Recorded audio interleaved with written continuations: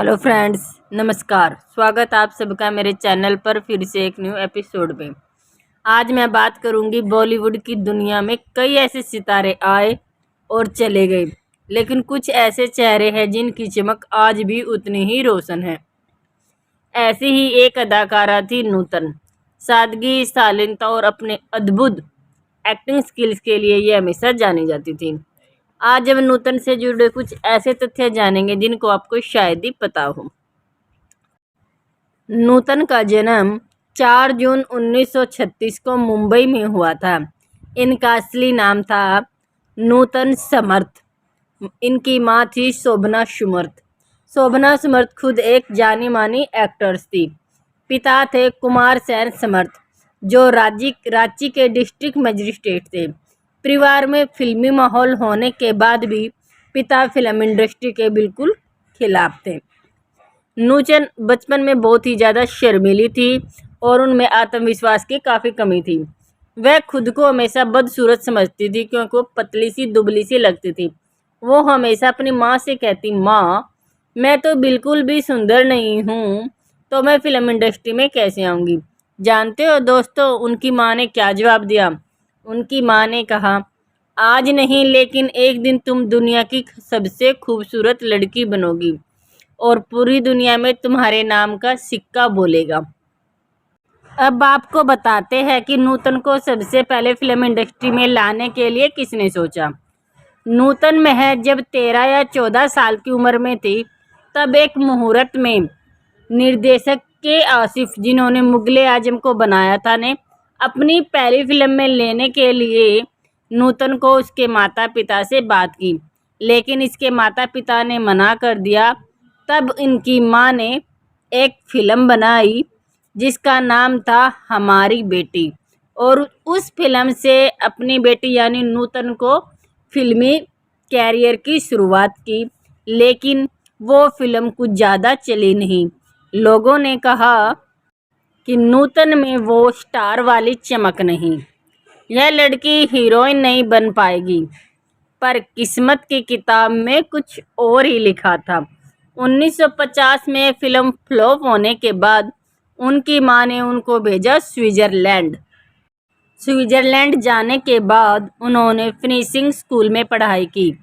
इस दौरान नूतन ने सिंगिंग, डांस और पेंटिंग भी सीखी, और वहां पर जाने के बाद इनके अंदर कॉन्फिडेंस लेवल काफ़ी बढ़ गया और वहां से इनकी प्रतिभा और निखर कर सामने आई। इसके बाद ये जब वापस भारत आई और इन्होंने अपनी फिल्मी कैरियर की शुरुआत की, तो वहाँ से आने के बाद इन्होंने एक से एक धांसू फिल्में दी। उन फिल्मों में एक फिल्म थी सीमा। सीमा फिल्म में इन्होंने जेल में बंद एक लड़की का किरदार निभाया था, जो नूतन ने इतने सच्चे दिल से निभाया कि इसी फिल्म के लिए उनको मिला पहला फिल्म फेयर अवार्ड। इस फिल्म में सुजाता ने समाज को छुआ, अनाड़ी सी मासूमियत दिखाई। इसके अलावा उन्होंने सुजाता, अनाड़ी, बंदनी, मैं तुलसी तेरे आंगन की, कर्मा धर्मा जैसी अनेक सुपरहिट फिल्में दी। नूतन को ज़्यादातर गाना और पेंटिंग का शौक था। वह कविताएं लिखती थी। उन्हें सादगी बहुत ज़्यादा पसंद थी। ज़्यादा मेकअप, शोरगुल वाली पार्टियां उन्हें बिल्कुल भी पसंद नहीं थी।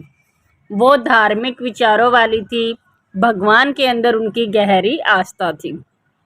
नूतन की सादगी लोगों को इतनी ज़्यादा पसंद आती थी कि उनकी आंखों से वो भावनाएं खुद ब खुद बह निकलती थी।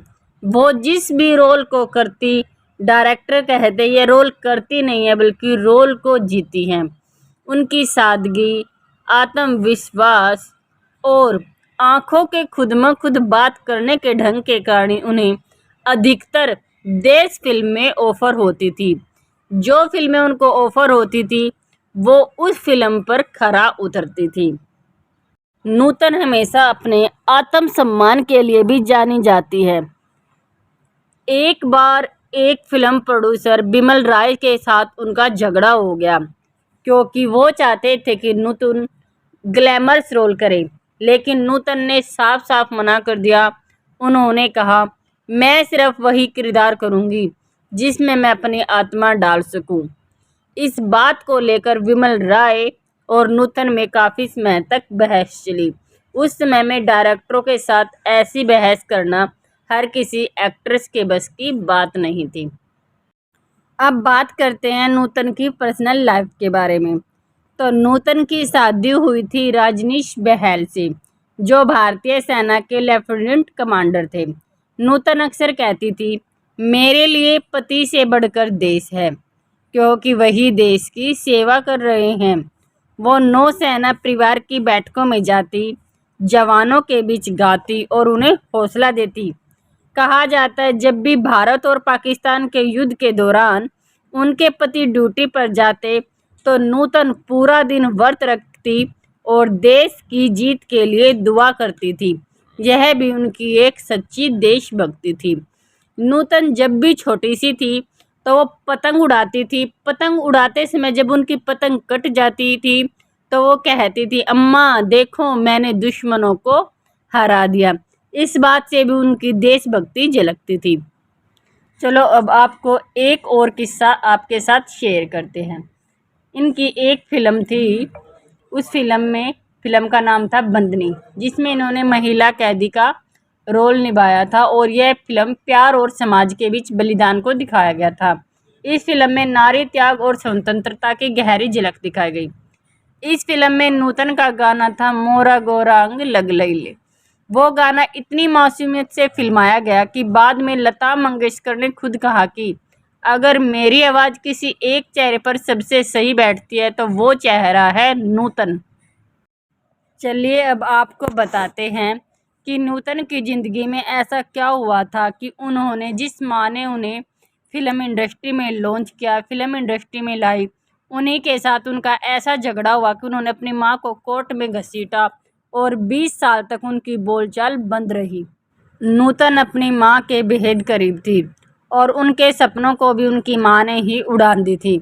लेकिन जानते हैं ऐसा क्या हो गया जो नूतन और उनकी माँ के बीच रिश्ते बेहद खराब हो गए। दरअसल नूतन की माँ शोभना ने उन्हें अपने प्रोडक्शन हाउस शोभना पिक्चर्स से बॉलीवुड में लॉन्च किया था।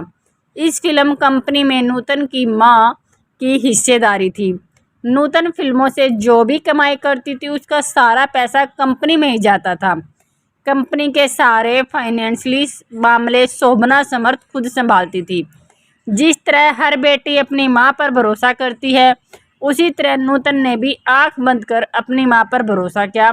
नूतन कभी भी प्रोडक्शन के किसी काम में कोई सवाल जवाब नहीं करती थी, ना ही कोई रोक टोक करती थी, ना किसी बात की दखल अंदाजी देती थी। लेकिन नूतन को भरोसा था कि माँ सब कुछ ठीक करेगी।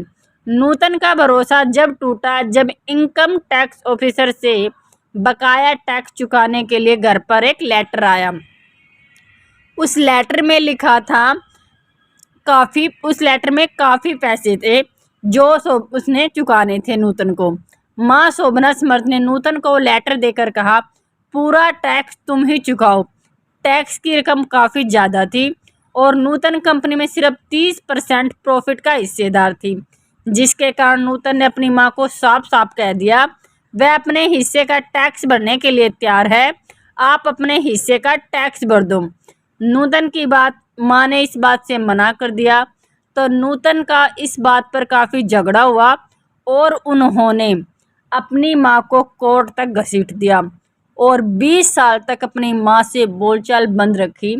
कहा तो यह भी जाता है कि जब भी नूतन अपनी माँ के घर के सामने से निकलती तो मुंह फेर कर जाती। नूतन की माँ शोभना का कहना था, यह सब घर प्रॉपर्टी और यह सारे विवाद की जड़ इनके पति हैं, रजनीश बहल हैं, इन्होंने ही यह सब कुछ कह के कराया है।